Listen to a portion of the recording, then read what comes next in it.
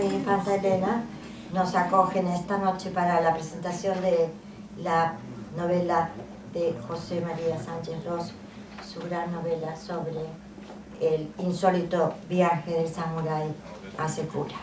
El orden que vamos a seguir más o menos va a ser, primero Javier Feas va a decir unas palabras sobre nuestro autor, luego yo voy a hablar un poco desde el punto de vista literario de la obra de José María, leeré un capítulo, uno de los capítulos más interesantes, más fascinantes, y luego José Abras, para terminar luego con, afuera tienen ustedes los libros, a los que pueden acogerse, y luego José María firmará aquí los ejemplares. Entonces escuchamos a Javier Feas. Muchas gracias. Buenas tardes a todos, gracias por venir. José María, que es muy generoso con sus amigos, me ha permitido estar hoy aquí en la presentación de su primera novela y quizá ha tenido algo que ver con ella y por eso estoy aquí, ahora lo veréis. Yo voy a limitarme a ofrecer una biografía mínima de José María, una biografía que sin embargo creo que demuestra que era absolutamente necesario que la primera novela de José María fuese una novela sobre Sevilla y Japón, sobre la relación entre ese samurái Hasekura que llegó hasta aquí de la mano de un fraile andaluz, el padre Sotelo, el encuentro entre estos dos hombres y su desencuentro con los poderes mercantiles, económicos, religiosos y políticos del siglo XVII. Porque José María no nació en Japón, esto es evidente, pero sí nació en Sevilla, que es también la ciudad natal del padre Sotelo, que es este segundo protagonista, el fraile andaluz que os decía, el franciscano que se trajo de la mano Hasekura desde Japón.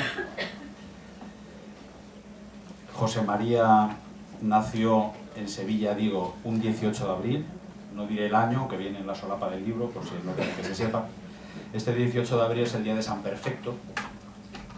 José María indudablemente no es perfecto, ni como novelista ni como ser humano, y gracias a Dios, Dios nos libre de los perfectos, pero cito a San Perfecto porque es el patrono de su día natal, es un mártir andaluz que murió en el año 850, el 18 de abril precisamente, por su fe. Y el padre Sotelo, de que hablábamos antes, curiosamente después de toda esta pintoresca embajada, morirá también en Japón, en la hoguera, por la fe cristiana, como se cuenta en la propia novela. Luego también el día de San Perfecto de alguna manera prefigura al padre Sotelo que va a protagonizar la primera novela de José María.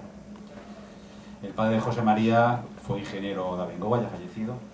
Esta multinacional sevillana, y perdón si parece una contradicción en los términos, que de esta ciudad del sol casi permanente, pues ahora mismo tiene negocios también incluso en el país del sol naciente.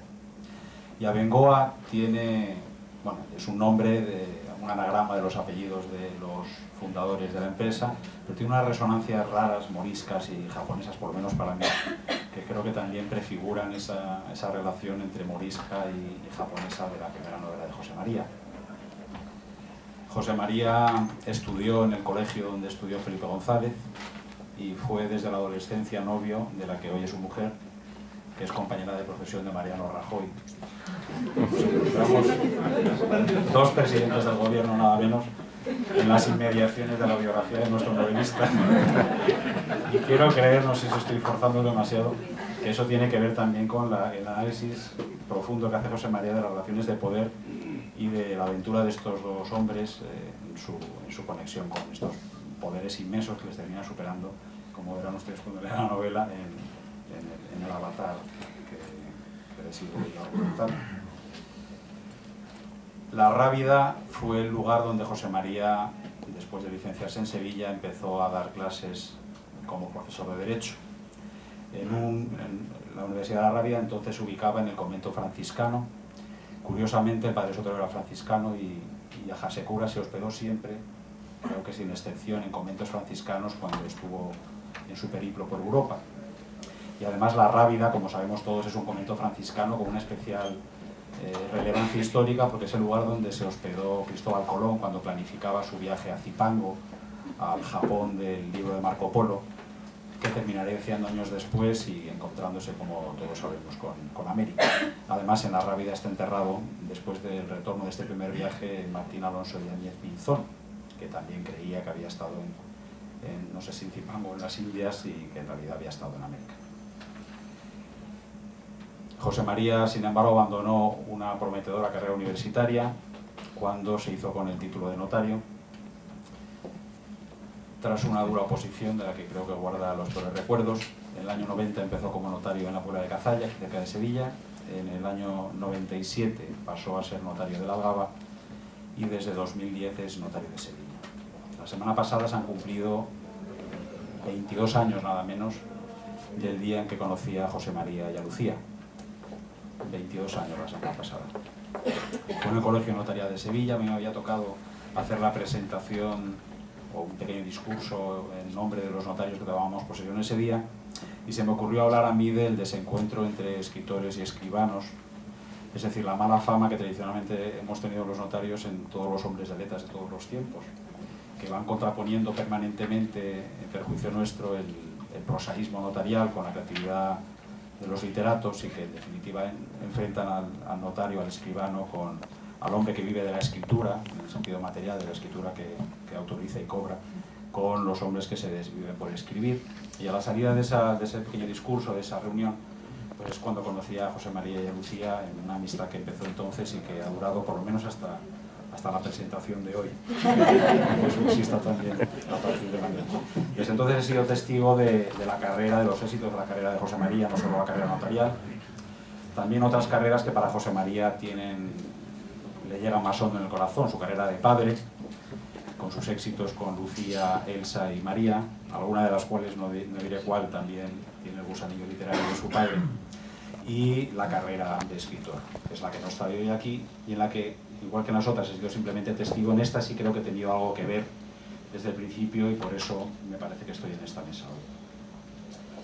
No recuerdo cómo fue, pero un buen día José María me confesó que de adolescente había sido escritor, que tenía alguna cosa escrita también por ahí, era un escritor secreto en ese momento, y bueno, los avatares, los azares de la vida pues no le habían permitido desarrollar esta vocación convenientemente en los últimos tiempos. Al final conseguí sacarle una obra reciente, que era un relato que leí esa misma noche en casa y que me fascinó. Creo que sigue siendo quizás su mejor obra. Se llama La cigarrera de Alpaca. Al poco ganó un pequeño premio literario. Era una obra muy emocionante, muy sentida. Y poco después, no sé si poco después, tiempo después, no sé si pasaron unos días, meses o años, en una cena en casa de José María, no sé cómo al final nos quedamos José María y yo solos con nuestro amigo Manolo. Y a solas los tres en el salón sacó José María una buena botella de coñac, del bueno. Y al calorcito del coñac empezamos Manolo y yo a convencer a José María de que dejara de ser escritor secreto, se convirtiera en escritor público ya. Y finalmente José María se animó, yo creo que fue el coñac también lo que ayudó a animarlo, y sacó una carpeta de cuentos, de relatos. Y yo con mi mejor voz fui leyendo en voz alta, uno tras otro, todos y cada uno de los relatos, en una noche que fue inolvidable, pero yo creo que para José María, desde luego para Manolo y para mí lo fue. Desde entonces José María, superado ese inconveniente de saltar del anonimato y del secreto a lo público, pues ha sido el fundador de una tertulia literaria, quizá la más importante de Sevilla, el editor de un blog literario, ocasional mecenas también de libros de poemas, y sobre todo hoy novelista con su primera novela, El insólito viaje del samurái Hasekura. Un verano en Rota. Tampoco recuerdo bien la fecha, y perdonadme porque esta biografía sin fechas, pero en mi cabeza no. Un verano en Rota, José María me habló precisamente de este insólito viaje de Hasekura, que él conocía de antes, pero que en ese momento se le despertó como asunto literario. Y me contó que a principios de los años 80, en Corea del Río, un vecino que estaba investigando su genealogía y que se llamaba Virgilio Carvajal, Japón, de segundo apellido, se planteó la hipótesis de que su segundo apellido, de que la ascendencia materna pudiese relacionarlo con la embajada de Hasekura, que en 1614 recaló en Corea del Río, antes de entrar en la ciudad de Sevilla, subir luego a Madrid, pasar a Roma, etc.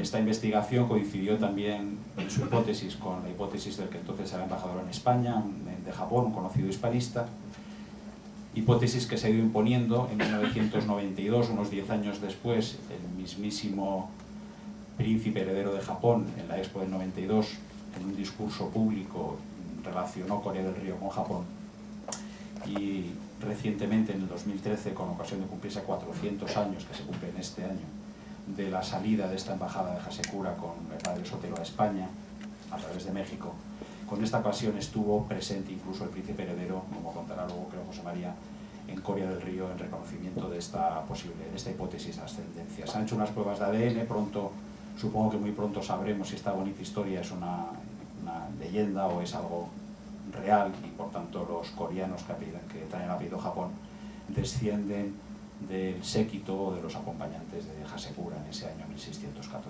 Pronto lo sabremos. José María, cuando me habló de esa novela, o de esa historia, perdón, más que la verdad de esta hipótesis, creo que me entusiasmó con la novela que él veía ya en la historia, y que es la novela que ha escrito años después y que hoy presentamos. Es una novela exigente para el lector, lo ha sido para él también. Es una novela llena de relaciones entre lo real, lo histórico y la fantasía de José María, que para asombro de todos ha resultado desbordante. Muchos de los que estáis aquí sentados hoy aparecéis personalmente con nombres y apellidos en la novela, yo no, por fortuna. Faltan dos nombres, sin embargo, en la novela que a mí me han llamado la atención. Uno es este Virgilio Carvajal, ya fallecido, al que yo creo encontrar en ese Virginio, no, perdón, él era Virginio. Virginio Carvajal creo encontrarlo en Virgilio Cayuela, que es un escribano, un notario en excedencia, termina diciendo en uno de los capítulos de la novela, que aparece en varios episodios de ella. Falta Virginio Carvajal, por tanto, y falta sobre todo José María Sánchez Ros, que curiosamente mete a todos sus amigos en la novela y no aparece él.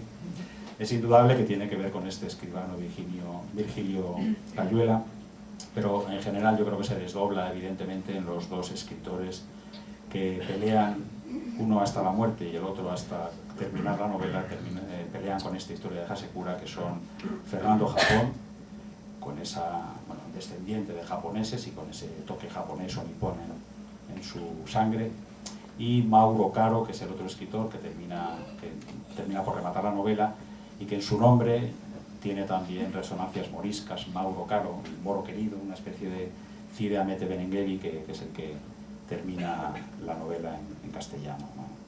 para el disfrute de todos nosotros. Es una novela que, aunque empieza en un cementerio y termina en un cementerio, está llena de vida, paradójicamente, ya lo iréis comprobando cuando la leáis, y es una novela, como digo, que sobre todo constituye un festín de creatividad, rompe definitivamente con ese mito del escribano que no podía ser escritor, o el escritor que se comparece mal con el escribano, rompe con todo prosaísmo notarial y es todo lo contrario, un manejo sorprendente que nos deja boquiabiertos del vocabulario, y en definitiva cumple ese destino que yo creo que estaba trazado en los diversos hitos de su biografía, de que su primera novela fuese la novela de Japón y Sevilla. Gracias. Desde la crítica literaria, José María se encargará ya de dar los otros detalles.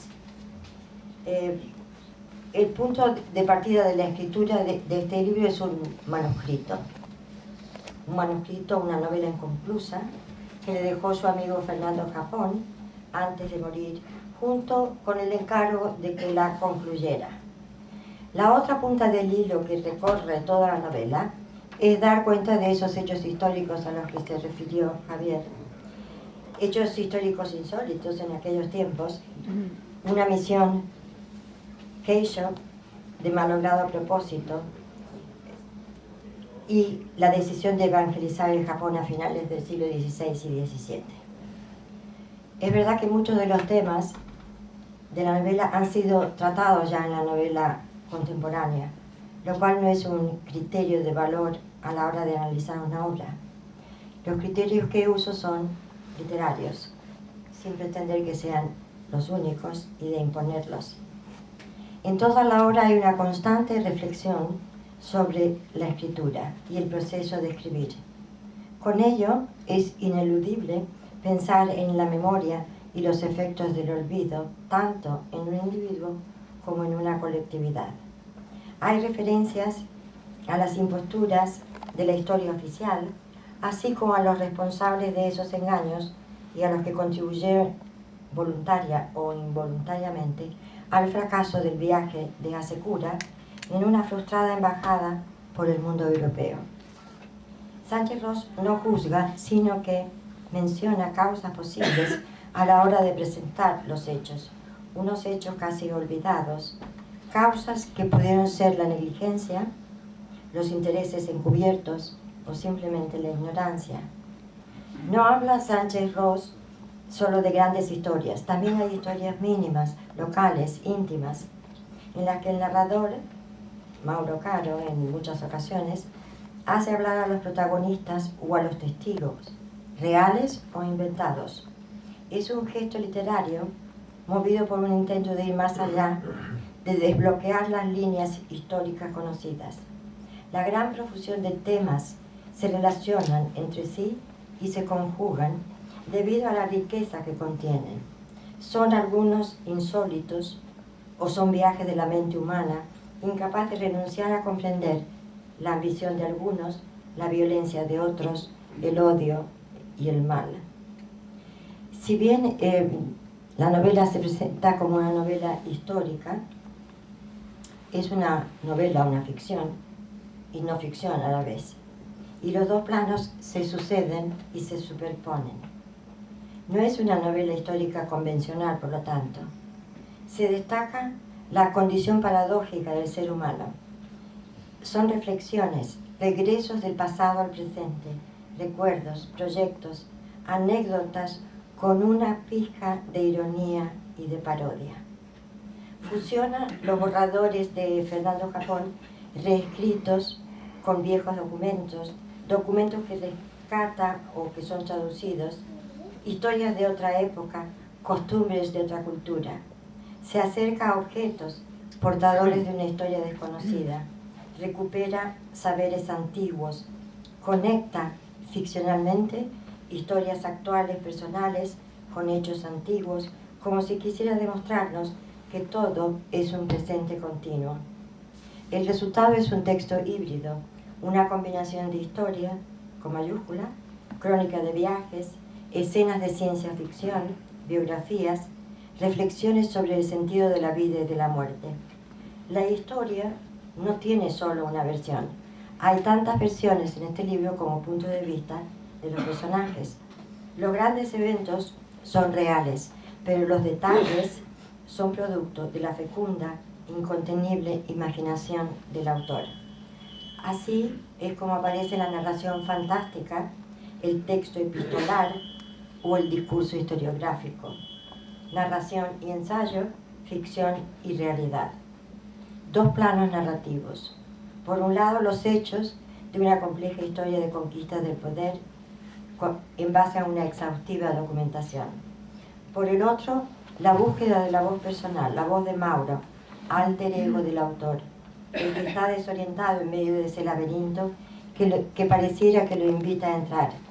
Laberinto entre historia y ficción, que solo puede resolver tachando, borrando, reescribiendo, también destruyendo. El cuaderno de Fernando resulta ser solo un pretexto.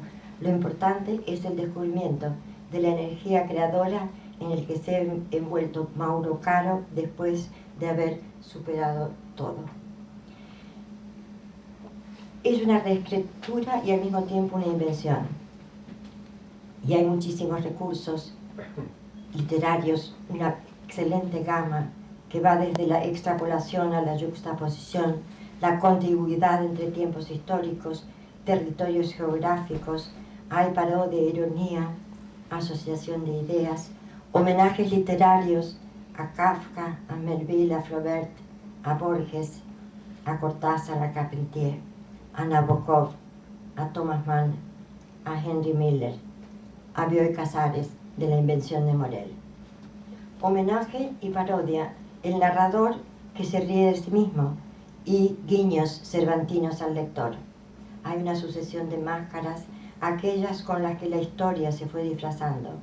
contrapuntos a la violencia y a los prejuicios, emociones y sentimientos, y un estilo meticuloso que cuida hasta el más mínimo detalle. Hay un desplazamiento del narrador a otras realidades, otros tiempos, va de oriente a occidente, viajes reales, soñados, inventados. Hay una búsqueda de los nexos secretos entre cosas, personajes e historias, porque el mundo es un inmenso tejido de semejanzas y contrastes. Y ante todo, la pregunta central: ¿por qué fue que eso que pasó ocurrió de aquella manera? Es evidente que a José María Sánchez Ros no le interesaba un relato en el que la sucesión de páginas solo tuviera como objetivo hacer avanzar la acción. Sus dudas, tan diferentes a las de las novelas realistas del siglo XIX, son las nuestras. Esa tensión entre realidad, memoria y ficción conduce a que el lector también lea con cuidado, lo que es lo mismo que decir que el lector tiene que cuestionar esa autoridad. Hay memorias en primera y tercera persona, memorias ajenas, tomadas en préstamo, memorias inventadas, monólogos interiores, todo cargado de esa intención de suplementar el sentimiento de aquel que se ha marchado de un territorio, algo que ya se ha expresado en la literatura desde Homero hasta Dante o el mismo Nabokov. Al comienzo, Mauro Caro parece estar duplicando la escritura de Fernando Japón y también su reticencia, su intención de no escribir. En los cuadernos y notas que le deja a su amigo aparece esa intención, superpuesta a las vacilaciones, interrupciones, miedos y tachones. Después de la muerte del amigo, todo eso desaparece porque el escritor se permite ahora ser ya él mismo. Mauro copia, interpola, compara, se emociona, recrea libremente y también líricamente. Medita sobre las conexiones que hay entre el pasado y el presente, entre Oriente y Occidente. En total es una bella novela sobre la escritura, el escritor y la historia. Y si me permiten, voy a leer de la página 23 del libro. Ustedes pueden ya leer el capítulo 4, ¿verdad? No, me confundí de... Aquí. Página 23. Sí. ¿Es este? Ah, en el caparazón de un escarabajo. Yo no sé por qué tenía... Sí, está 23, página 23. Ese día estuve despierto muy temprano y aunque era la jornada de regreso a Sevilla, disponía de tiempo suficiente para intentar una visita al cementerio judío de Stashnis, cerca del hotel, en la plaza de Wenceslao. Tomé la línea A del metro hasta la estación Selivského y después de cruzar una amplia avenida entré por una puerta lateral que daba acceso a la oficina del Camposanto. Me recibió un empleado sejijunto que indicó que me debía cubrir la coronilla con una kipa. Tuve la sensación de que el diminuto sombrero podría salir volando con el viento y me adentré por una de las calles donde un pequeño cartel indicaba el camino que conducía a la tumba del escritor. Se está refiriendo a Kafka. No había ningún otro visitante, solo la luz del sol se colaba entre las hojas de los árboles, lo que daba un aspecto mágico a las estelas funerarias que parecían estar surgiendo de la tierra. No había estado antes en un cementerio sin cruces y con tanta vegetación.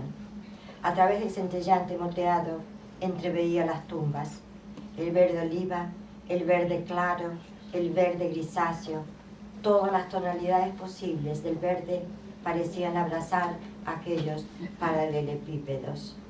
A la derecha, entre el alto muro perimetral y la primera línea de sepulturas, sin esperarlo, me topé con una lápida hexagonal de granito negro. En la cabeza, terminada en punta, con la estrella de David grabada arriba, podía leerse el nombre del escritor en hebreo, Franz Kafka, Praga, 3 de julio de 1883, Kirling, 3 de junio de 1924. Y debajo, la misma leyenda en alemán. Solo tenía 40 años, calculé, cuando murió de tuberculosis. Justo enfrente se encontraba la sepultura de su amigo Max Brod. Al pie de la tumba yacía amontonado, en homenaje, un buen puñado de guijarros. Presenté mis respetos, depositando una rosa anaranjada que había comprado en la puerta. Hice unas cuantas fotografías y cuando estaba ya por marcharme, apareció, como por ensalmo, una japonesa que había tenido la misma idea que yo. Se dirigió a mí en inglés para proponerme un intercambio fotográfico. Le ofrecí la cámara y me retrató sin que tuviera tiempo a esbozar una sonrisa. Luego, en mi turno, me demoré un momento hasta que mis dedos acertaron con el disparador. La imagen enmarcada se había copiado también en mi retina. Se llamaba Fumiko Wasaki. En un deleznable inglés pude hacerle entender lo importante que había sido para mí el escritor checo y lo que siempre me había conmovido, su famosa carta al padre. Entonces tiene una conversación en la que Mauro Caro queda deslumbrado por la belleza extranjera de Fumiko. Fumiko se va y dice Mauro Caro: antes de despedirse, me aconsejó que si quería que mi investigación fuera de provecho, era necesario que me quitara las gafas de occidental, haciendo un ejercicio continuo de empatía. Tenía que intentar comprender el punto de vista japonés. Me hizo notar que Hasekura no era un simple funcionario, sino un auténtico samurái, sujeto a un estricto código de honor como el Bushido, que no coincidía con la jerarquía de valores judeo-cristiana. Después de una derrota o un suceso de deshonra, los samuráis preferían el suicidio ritual llamado seppuku. Hasekura no era un caballero medieval dispuesto a dejarse matar por una dama, ni tampoco un soldado que hiciera de su fe en la providencia divina el estandarte de su conducta. Su primer deber era dar la vida en defensa de la honorabilidad de su señor, mostrando siempre una actitud de respeto y comprensión ante la inevitable certeza de la muerte. Después Fumiko sigue contando su historia y el capítulo concluye con algo que a mí me parece que es todo el libro. Dice: no sé si aún no he despertado de este sueño. A veces pienso que es Hasekura el que se ha apoderado de mi conciencia y me dicta con parsimonia estas palabras que escribo. Lo que sí puedo mantener es que Hasekura y Gregorio Samsa tienen un punto en común, que no es sino la fuerte transformación a la que se vieron sometidos. Hasekura quedó atrapado en una insólita embajada, del mismo modo que Gregorio Samsa estuvo recluido en el caparazón de un escarabajo. Tal vez me sienta yo de la misma manera, maniatado por la obligación de asumir la escritura de una novela que no me correspondía. Bueno, no sé si tengo tiempo para leer, si puedo leer otro trocito que a mí me encanta y que es el capítulo, espera, que lo tengo aquí. Es el capítulo 5, se llama el portasandalias, perdón, y es un monólogo interior de Toyotomi Hideyoshi que tanto tuvo que ver con el fracaso de la evangelización en Japón. Como siempre, Mauro Caro se apoya en Fernando en Mauro y José María en los dos, pero en realidad José María es los dos escritores, el uno inconcluso y el otro que concluirá esta obra. Y dice: Toyotomi Hideyoshi, leo en voz alta, paseaba de la mano a su hijo Hideyori. Cualquiera hubiera dicho que era su nieto. Llevaba una manzana y se la dio para que se la acercara a la trompa del elefante. El paquidermo agarró la fruta y se la enfundó en la boca ante la mirada sorprendida del niño. Esta vez parece que los Namban han aprendido la lección y por fin me envían un presente digno de un rey. El elefante, al que llamaban Don Pedro, alargó su apéndice nasal en busca de una nueva presa, logrando agarrar una rodaja de melón. Me hubiera gustado más que el elefante fuera blanco, pero este animal es soberbio. Me han contado que en la India se usan en las batallas y que su memoria es prodigiosa. Nunca olvidan. Les pasa lo que a mí, que no olvido. Si yo te contara, Hideyori, pero eres tan pequeño. Nací para ser rey. Ya en mi nacimiento un halo de luz de los dioses iluminó la alcoba de tu abuela. Nunca han querido reconocer mi ascendencia legítima de los Fujiwara. Siempre me han despreciado por ser de origen humilde. Tu abuelo era un simple campesino que no pudo darme una educación decente, pero yo aprendí de la vida. Pronto fui soldado y el azar, que era proclive, deparó que sirviera como portasandalias de Oda Nobunaga. Y luego describe con gran sentimiento, recorre toda su vida de sus actos crueles, su rechazo a la evangelización, y por ejemplo dice: no me tembló el pulso cuando ajusticié al hijo mayor de Nobunaga, como tampoco cuando hice descabezar a tu primo Hidetsugu. Han habido tantas muertes inevitables, pero no tengas miedo. O sea, al final de ese recorrido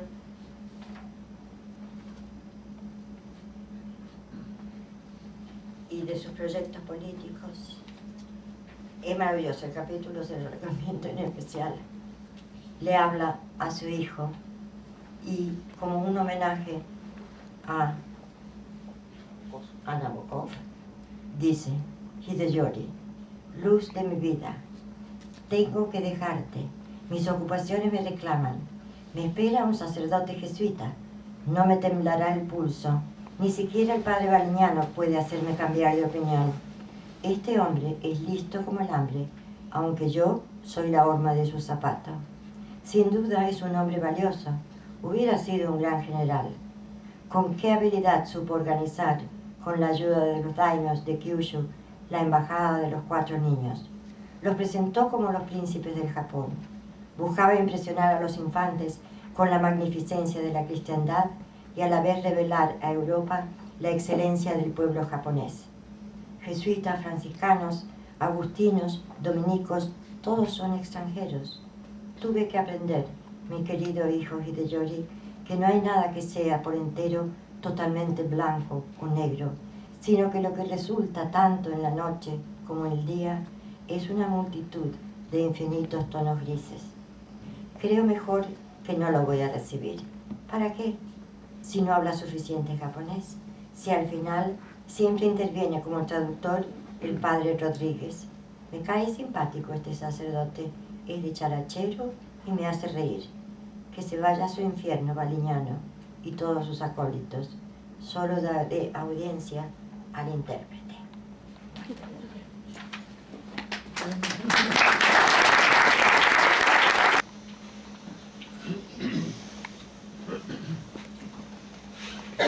Buenas tardes, señores y señores. Bienvenidos todos.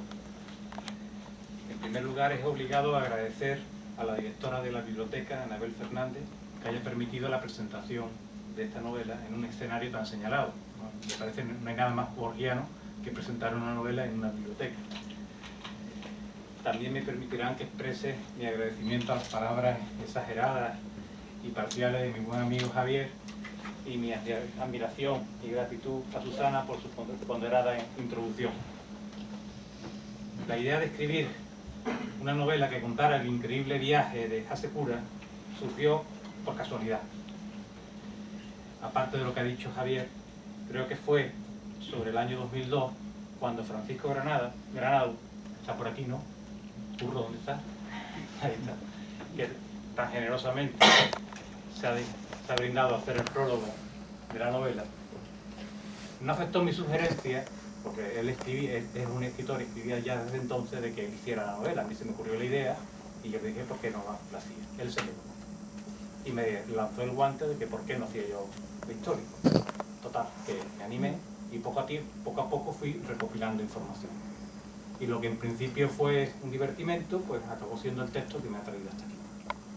El insólito viaje del samurái Hasekura es una novela que tiene un fondo histórico evidente.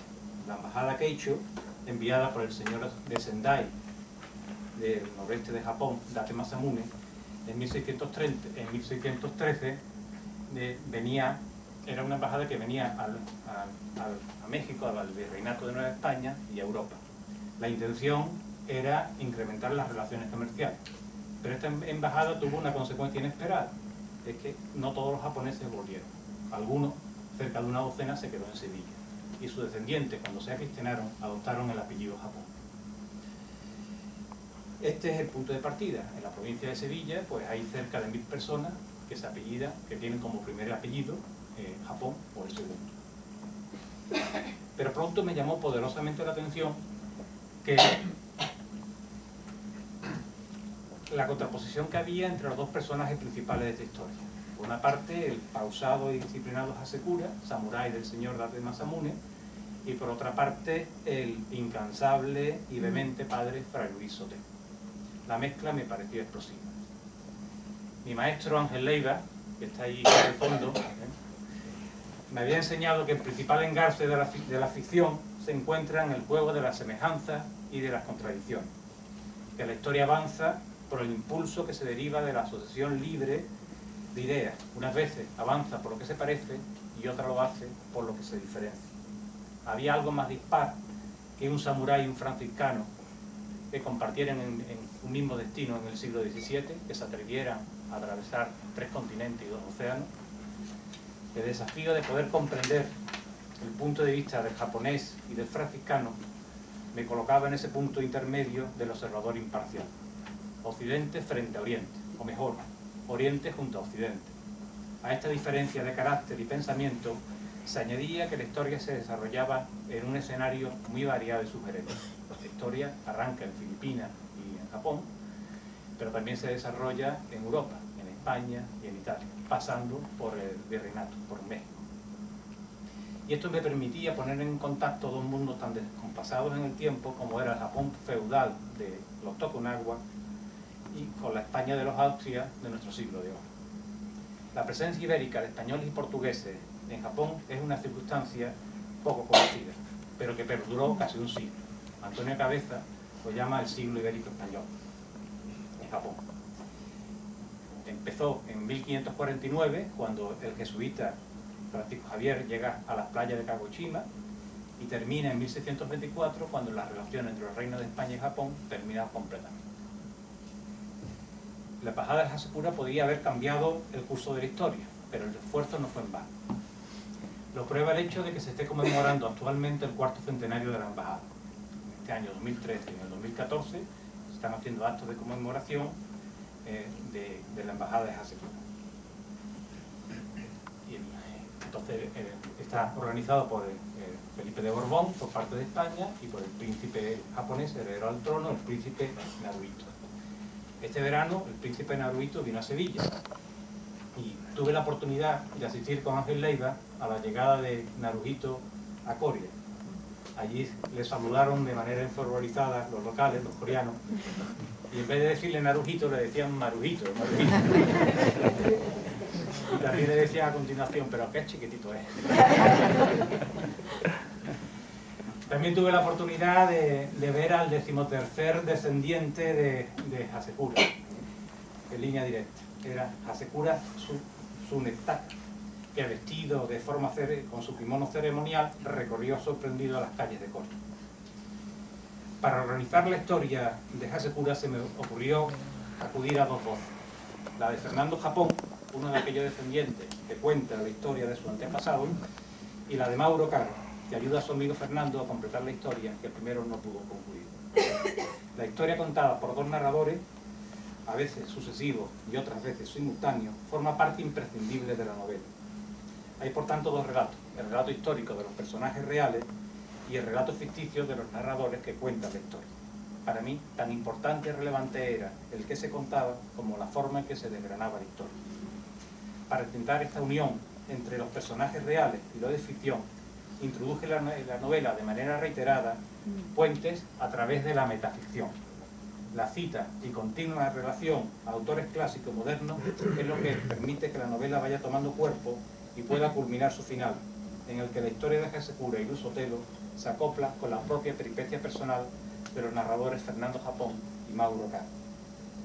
Tengo que resaltar que para escribir la historia de Hasekura he escamoteado muchas horas a otros menesteres, mi familia y mi trabajo, por lo que es de ley reconocer que el poco mucho mérito que pueda tener esta novela se lo debo a mi familia y a mis amigos. Casi todos estáis aquí, y la verdad es que me da mucha alegría verlo. Para vosotros no tengo más que palabras de agradecimiento. El libro ya está en la calle, ya es más vuestro que mío. He hecho lo que he podido. Siempre me había preguntado si merece la pena escribir, si tanto esfuerzo tiene algún sentido. Hoy puedo decir rotundamente que sí, solo por vuestra presencia lo tiene.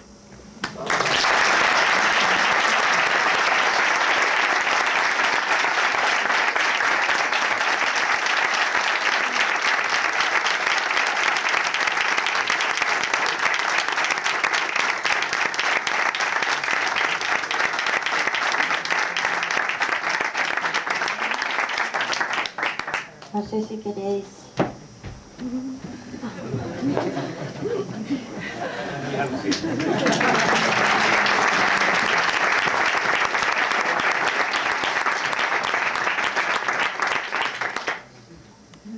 Si queréis hacer algunas preguntas a la autora, algo que os haya inquietado, que quisierais que él desarrollara. A mí me gustaría preguntarte, José María, es algo un poquito personal. Si aparte de ese gusto y esa afición por la literatura, que ya nos ha dicho también en la presentación que siempre has tenido con el literario, si ha habido personas o acontecimientos que hayan influido, que hayan tenido una importancia decisiva en esa decisión tuya de la creación literaria, de dedicarte a escribir. Pues la verdad que sí, hay dos personas muy señaladas que están aquí, que tienen parte de culpa. Uno en concreto está aquí enfrente mía, que es Ángel Leiva, que lo cuento en la novela. Él ha sido la piedra en el zapato, porque ha vencido en mi resistencia y me casi obligó a que entrara en unos talleres literarios y empecé a escribir algunos relatos que son de una cosa me ha llevado a otra, y ha sido el principal mentor y el culpable, es mi maestro. Y luego también siempre hemos tenido el aliento y la ayuda de Susana. Son dos personas excepcionales, están poco reconocidas en Sevilla, pero que sin ellos pues yo creo que no habría escrito el libro, eso lo tengo clarísimo. Yo quería preguntarle al autor qué parte de él ha dejado rastro, como se han buscado, que se ha camuflado en la novela. Si la hay. Yo entiendo que siempre la hay. Yo creo que es muy difícil escribir y que no te dejes algo en la novela, porque es que incluso los personajes, pues la mayoría de mis amigos están aquí. Pues aparece Fernando, pues no puedo, está por ahí, pues el personaje, Fernando es el nombre, ¿no? Aparece Mauro, que fue un hermano mío fallecido. Son todos, es que podía... Creo que no. Sí, sale. No debe salir el autor. Sí. Creo que no. Es continuo.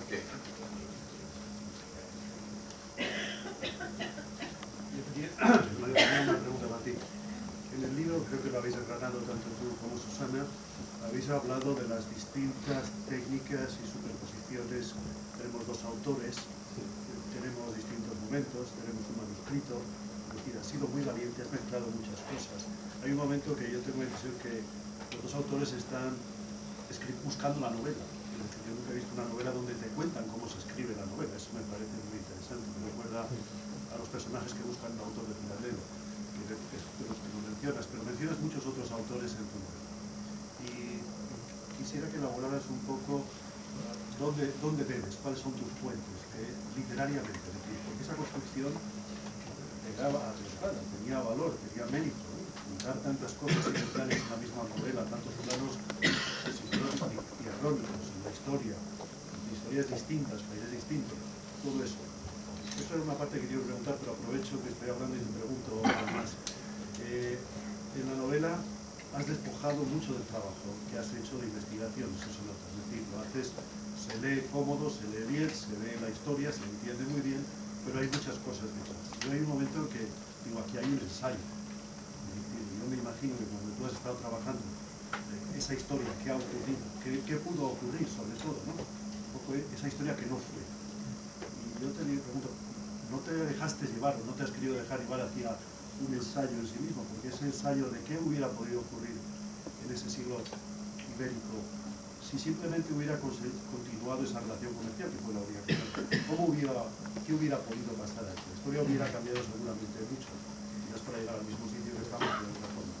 Pues, comenzando por el final, te diré que la historia podía haber cambiado completamente. Si Japón, la embajada de Hasekura hubiera prosperado y el cristianismo hubiera sido aceptado en Japón, pues Japón sería en el siglo XVII lo que es ahora, pues hubiera sido ya una potencia económica, porque se hubiera abierto a Occidente y la población de España en aquella época era de 8 millones de habitantes, ellos tenían cerca de 22 millones, un ejército muy poderoso y hubiera tenido un papel activo. ¿Qué es lo que pasó?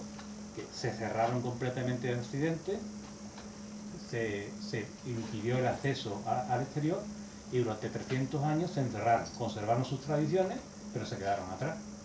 Y luego cuando abrieron un poco el portillo, cuando en el siglo XIX entraron los norteamericanos, inmediatamente se pusieron a la cabeza del mundo otra vez. Se podían haber evitado eso. Y además, ese brote de xenofobia que tenían los japoneses, luego tuvo la funesta consecuencia en la Segunda Guerra Mundial.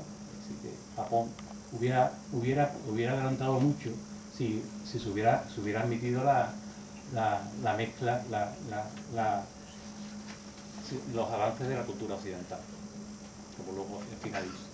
Y luego, en cuanto a la pregunta de los autores que me han influido, los que tengo siempre presentes, yo creo que es imposible escribir sin tener presente a Cervantes y a Borges, que son las principales fuentes. De ahí, prácticamente, yo creo que todas las referencias arrancan de ahí. Y siempre, en todos los capítulos, yo me he planteado siempre cómo contar esta vez, como si fueran los capítulos de historias diferentes, como si estuviera empezando de cero. Y en algunos capítulos intentaba contar la historia en primera persona, en otros ensayaba la tercera, en otro me proponía contarlo desde un monólogo interior, en otro capítulo hacía una pequeña obra de teatro, en otro hacía un estilo libre e indirecto, iba jugando, explorando las diferentes técnicas que hemos ido aprendiendo en los talleres que hemos tenido con Susana y Ángel.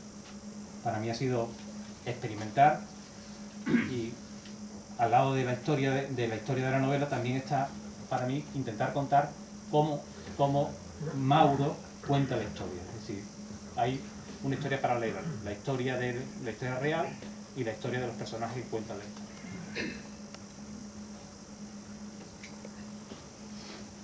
Una pregunta que voy a hacer, María. Sí. ¿Cuántos religiosos hay en tu novela?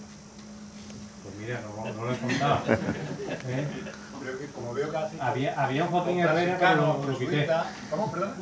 Había un jefe, para quitar nombre, quité alguno que se llama Joaquín Herrera, pero bueno. Ahí al final, es que en una novela que tiene tantos datos históricos, al final eso me lo dijeron al principio, porque yo no sé si he tenido el acierto o la equivocación de ido pasando los borradores a mis amigos, entonces mis amigos me han ido dando sus opiniones, ¿no? Entonces había al principio, en el texto había muchísimos datos.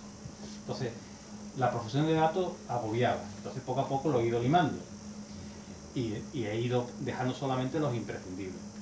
Entonces al final de la novela hay unas notas donde explico la biografía fundamental de cada uno de los religiosos que intervienen. Pero en Japón, lo que sí te digo es que fueron sacrificados, fueron martirizados cerca de 600. A mí me gustaría saber si a la hora de escribir lo haces de una manera,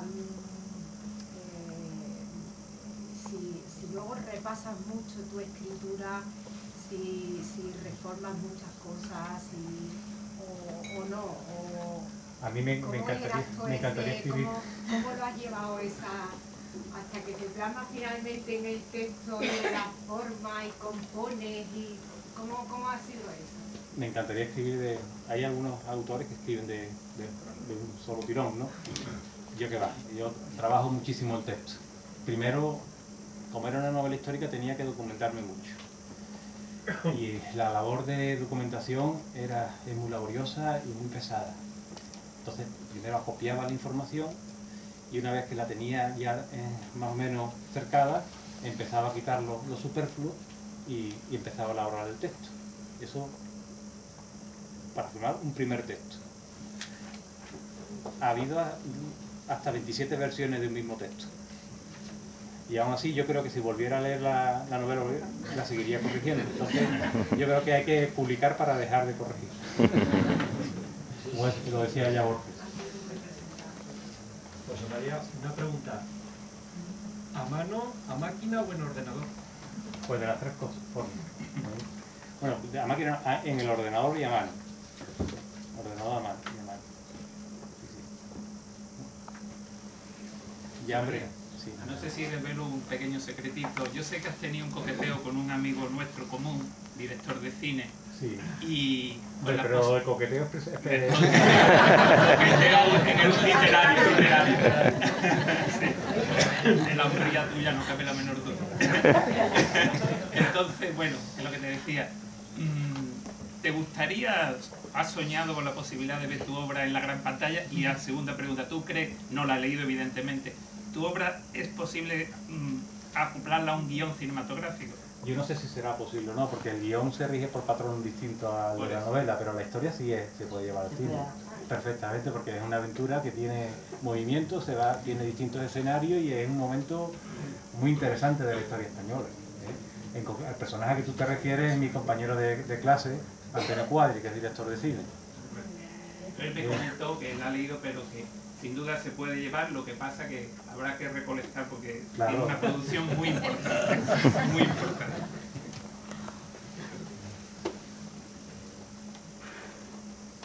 José María, ¿te ha llegado a obsesionar con el personaje?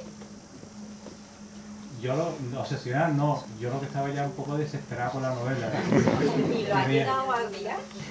Yo estaba, es decir, muchísimas veces está a punto de darle a la tecla suprimir y decir, mira, se acabó, hasta aquí he llegado. Pero vamos, por fin se ha terminado y yo creo que puedo dedicarme a hacer otras cosas. ¿A publicar otras cosas? Bueno, ya veremos. Tus narraciones, tus relatos. Sí. Había comentado, bueno, me parece escuchar que no es el único libro que hay sobre Hasekura. No Sí. sé si le han servido de fuente esos libros y si podía dar su opinión, porque a mí familiarmente me interesa. ¿De Japón? Ah, pues, me alegro. Que haya un Japón aquí en Sevilla que haya venido. Mira, cuando empecé a escribir, llevaba ya escrito como 3 o 4 capítulos cuando me di cuenta de que había una novela de un japonés, Shusaku Endo, que se llama El Samurai, que cuenta la historia de Hasekura, pero desde el punto de vista japonés. Cuenta desde el momento en que arranca en Japón, llega a México y luego brevemente pues se resume la estancia en España y en Italia. Shusaku Endo fue premio Nobel de Literatura y es uno de los escritores japoneses católicos más cotizados. Digo, bueno, pues después de lo que ha dicho este hombre, ¿qué es lo que voy a decir yo? Pero luego me di cuenta de que mi historia era completamente distinta y si quieres complementaria a la de Shusaku Endo, y me animé a seguir y no me arrepiento. Yo creo que aporto otro punto de vista y mis conclusiones acerca de por qué vino la embajada y por qué fracasó.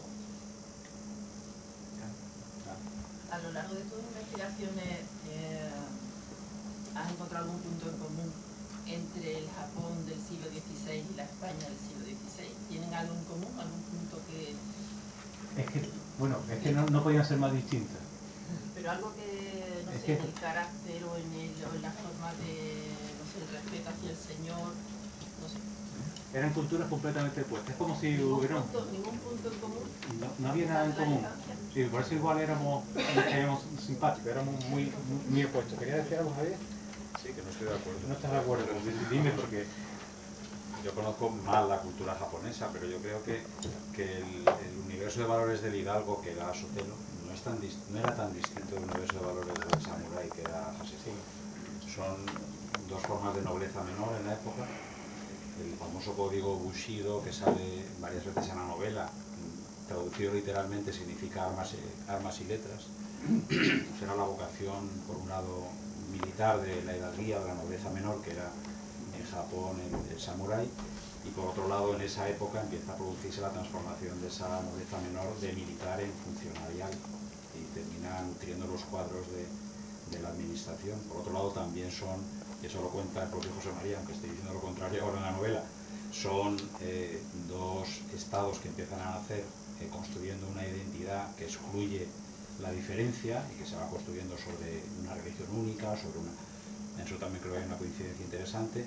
Es verdad que Japón, que es una isla, se cierra más que España, que es una península, en su insularidad y que no sale hasta que no empieza la era Meiji, pero sí creo que, sacándole un poquito de punta, sí que veo concomitancias entre, por lo menos entre el personaje, o sea, entre el samurái como noble menor y el hidalgo español como noble menor también. Bueno, hay catedráticos de Sevilla, Juan Gil, que tiene un libro que se llama Hidalgo y Samurái, que abunda en lo que dices. Sí, efectivamente hay una semejanza. Yo me refería a la diferencia que hay entre el franciscano y la escala de valores que tenía el franciscano y Vieja Secura, que eran completamente personajes opuestos.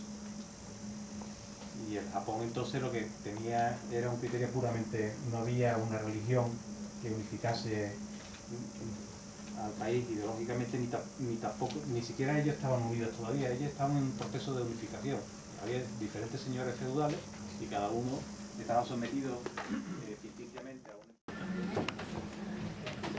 Sí. ¿Por qué Coria y no Sevilla?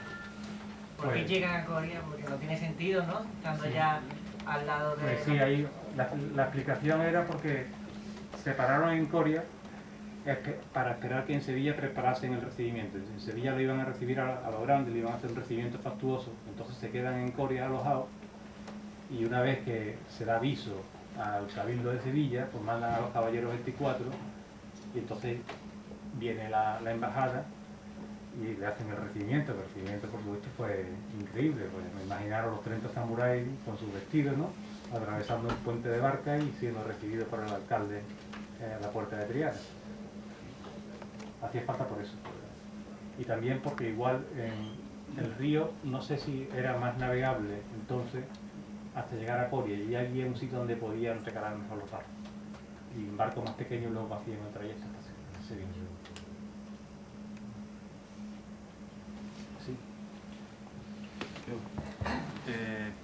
Has mentado un poco tus fuentes literarias, ¿no?, en la novela. Del mundo del cine hay alguna... Hace poco han hecho un especial cine asiático y se toca una película de samuráis y sus costumbres. ¿Has bebido en el cine para esta novela? Yo creo que conscientemente no, inconscientemente seguro, porque el acervo de imágenes que nosotros tenemos, de películas que hemos visto, eso te llena y te sale a medida que vas escribiendo. No es lo mismo las imágenes que nosotros tenemos que alguien de hace 200 años, que tenemos multiplicado por millones de imágenes. Entonces eso se te queda en el subconsciente y te sale. Y a veces las descripciones que hago son a veces cinematográficas, ¿sabes?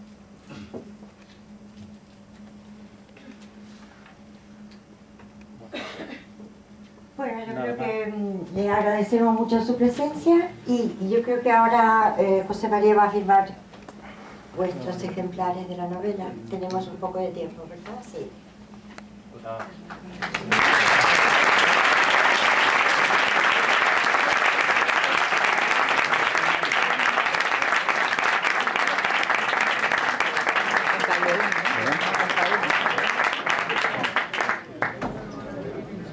Oye, pero eso se levantó.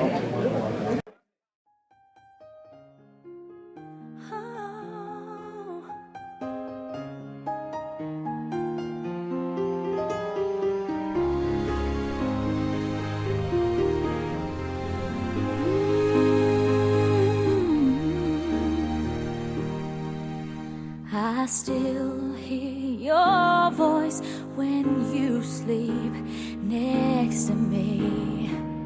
I still feel your touch in my dream. Forgive me my weakness, but I don't know why. Without you, it's hard to survive. 'Cause every time we touch, I get this feeling, and every time we kiss, I swear I could fly. Can't you feel my heart beat fast? I want this to last. Need you by my side.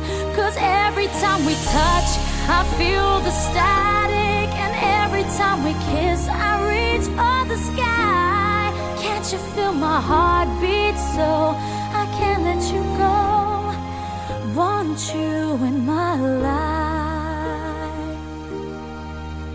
Your arms are my castle, your heart is my sky. They wipe away tears that I cried. Oh, the good and the bad times, we've been through them all. You make me rise when I fall. 'Cause every time we touch, I get this feeling, and every time we kiss, I swear I could fly. Can't you feel my heart beat fast? I want this to last. Need you by my side. 'Cause every time we touch, every time we kiss, I reach for the sky. Can't you feel my heart beat so I can't let you go? Want you in my life. Every time we touch, I get this feeling. Every time we kiss, I swear I could fly. Can't you feel my heart beat fast? I want this to last. Need you by my side. 'Cause every time we touch, I feel the static. Every time we kiss, I reach for the sky. Can't you feel my heart beat so I can't let you go? Want you in my life.